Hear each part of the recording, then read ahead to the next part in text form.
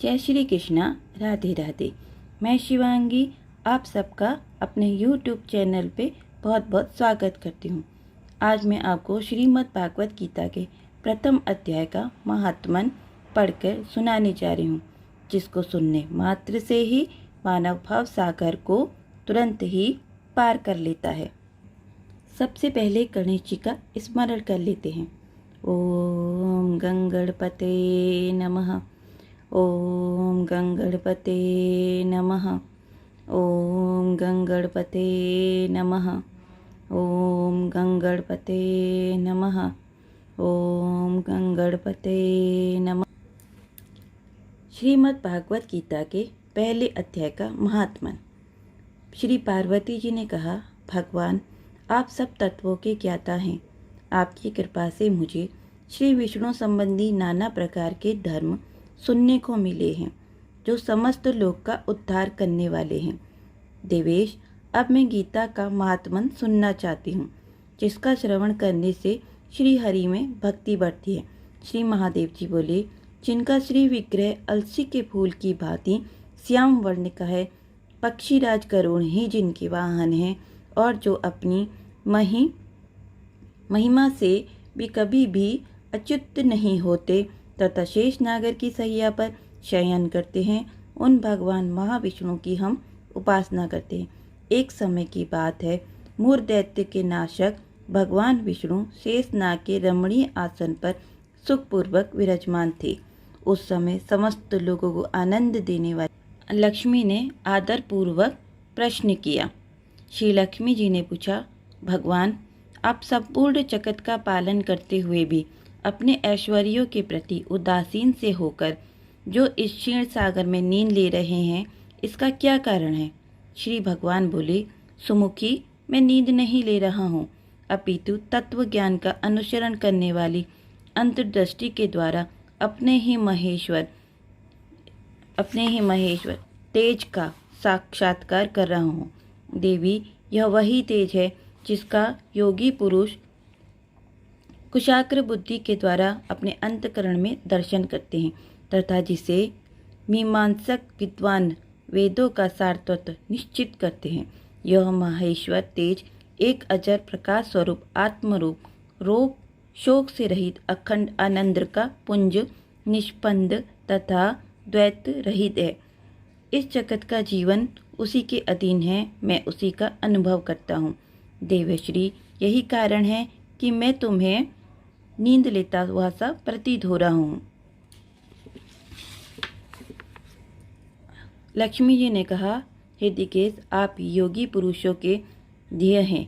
आपके अतिरिक्त कोई ध्यान करने योग्य तत्व नहीं है। यह जानकर मुझे बड़ा ही कौतूहल हो रहा है। इस चराचर जगत की सृष्टि और संहार करने वाले स्वयं आप ही हैं। आप सर्व समर्थवान हैं। इस प्रकार की स्थिति में होकर भी यदि आप उस परम तत्व से भिन्न हैं, तो मुझे इसका बोध कराइए।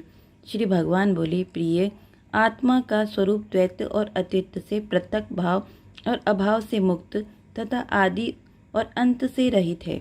शुद्ध ज्ञान के प्रकाश से उपलब्ध होने वाला तथा परमानंद स्वरूप होने के कारण एकमात्र सुंदर है। यही मेरा ईश्वरीय रूप है। आत्मा का एक तत्व ही सबके द्वारा जानने योग्य है। गीता शास्त्र में इसी का प्रतिपादन हुआ है। अमित तेजस्वी भगवान विष्णु के ये वचन सुनकर लक्ष्मी देवी ने शंका उपस्थित करते हुए कहा, भगवान, यदि आपका स्वरूप स्वयं परमानंदमय और मन वाणी की पहुँच से बाहर है, तो गीता कैसे उसका बोध कराती है? मेरे इस संदेह का आप निवारण कीजिए। श्री भगवान बोले, सुंदरी सुनो, मैं गीता में अपनी स्थिति का वर्णन करता हूँ। क्रमशः 5 अध्याय को तुम 5 मुख जानो, 10 अध्याय को 10 भुजाएं समझो, और 1 अध्याय को उदर और 2 अध्याय को दोनों चरण कमल जानो।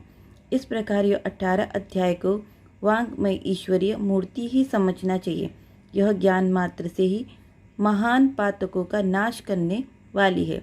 जो उत्तम बुद्धि वाला पुरुष इस गीता के एक या आधे अध्याय का अथवा एक आधे या चौथाई श्लोक का भी प्रतिदिन अभ्यास करता है, वह सुशर्मा के समान मुक्त हो जाता है। श्री लक्ष्मी जी ने पूछा, देव सुशर्मा कौन था, किस जाति का था? लक्ष्मी जी ने पूछा, देव सुशर्मा कौन था, किस जाति का था और किस कारण उसकी मुक्ति हुई? श्री भगवान बोले, प्रिय, सुशर्मा बड़ी ही खोटी बुद्धि का मनुष्य था। पापियों का तो वह शिरोमणि ही था। उसका जन्म वैदिक ज्ञान से शून्य एवं क्रूरतापूर्ण कर्म करने वाले ब्राह्मणों के कुल में उत्पन्न हुआ था।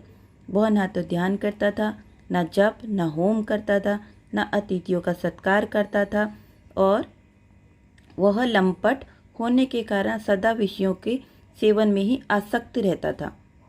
हल जोतता था और पत्ते बेचकर जीवन चलाता था। उसे मदिरा पीने का व्यसन था। वह मांस भी खाया करता था। इस प्रकार उसने अपने जीवन दीर्घकाल तक व्यतीत कर दिया। एक दिन मूढ़ बुद्धि सुशर्मा पत्ते लाने के लिए किसी ऋषि की वाटिका में घूम रहा था।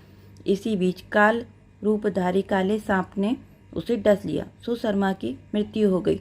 तदंतर वह अनेक नरकों में जा वहाँ की यातनाएं भोगकर मृत्युलोक को बोझ उठाने वाला बैल हुआ। उसी समय किसी पंडु ने अपने जीवन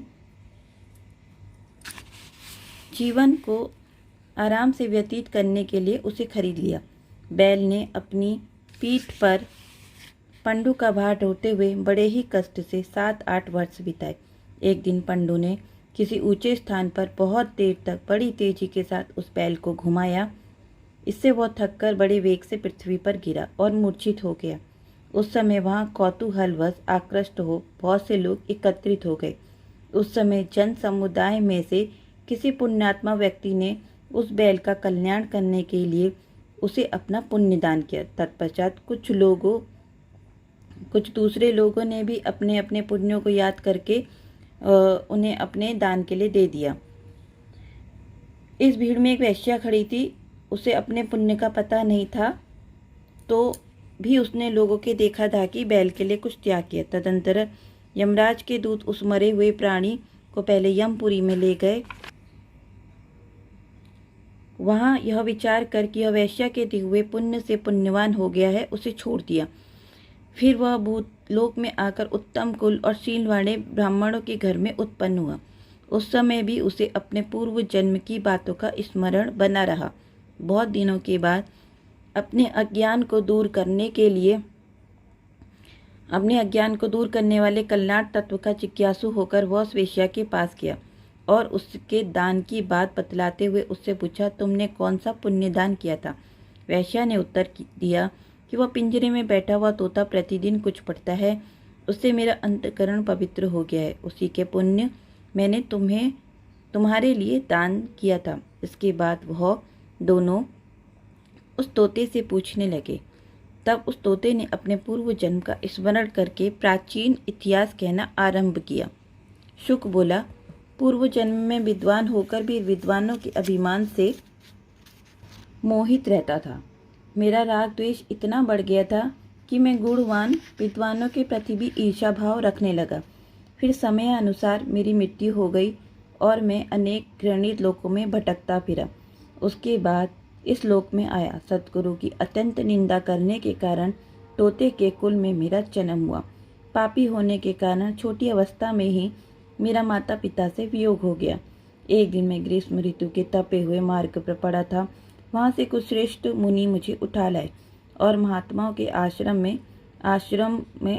के भीतर एक पिंजरे में उन्होंने मुझे डाल दिया।